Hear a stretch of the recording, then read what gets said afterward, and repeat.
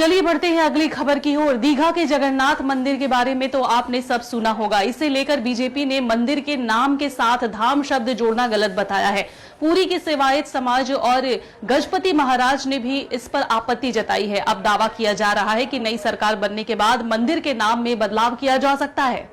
लगता है ममता बनर्जी के हर फैसले पर अब बीजेपी को आपत्ति होने लगी है। पहले सियासत, फिर स्कीम और अब जगन्नाथ धाम का नाम भी बन गया है नया पॉलिटिकल बैटलफील्ड। पश्चिम बंगाल में सत्ता परिवर्तन की चर्चा के बीच अब ममता बनर्जी सरकार के एक और फैसले पर बड़ा विवाद खड़ा हो गया है। दीघा में बने जगन्नाथ मंदिर के नाम को लेकर बीजेपी ने सीधा मोर्चा खोल दिया।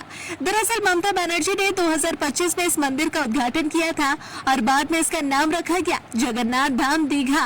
लेकिन अब यही नाम बीजेपी और धार्मिक संगठनों के निशाने पर आ गया है। बीजेपी नेताओं का कहना है कि जगन्नाथ धाम शब्द सिर्फ पुरी के लिए इस्तेमाल होता है, क्योंकि पुरी हिंदू धर्म के 4 पवित्र धामों में से एक है।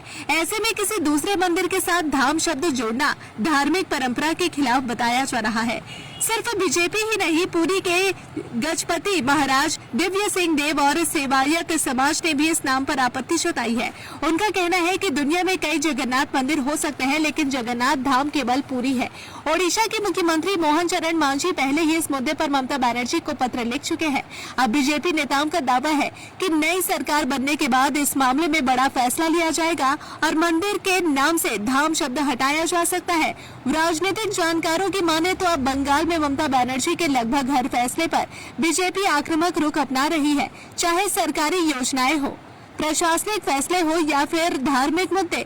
बीजेपी लगातार विरोध दर्ज करा रही है और अब दीघा जगन्नाथ धाम विवाद को भी बीजेपी एक बड़े धार्मिक और सांस्कृतिक मुद्दे के रूप में पेश कर रही है। सवाल ये है कि क्या नई सरकार बनने के बाद वाकई मंदिर का नाम बदला जाएगा?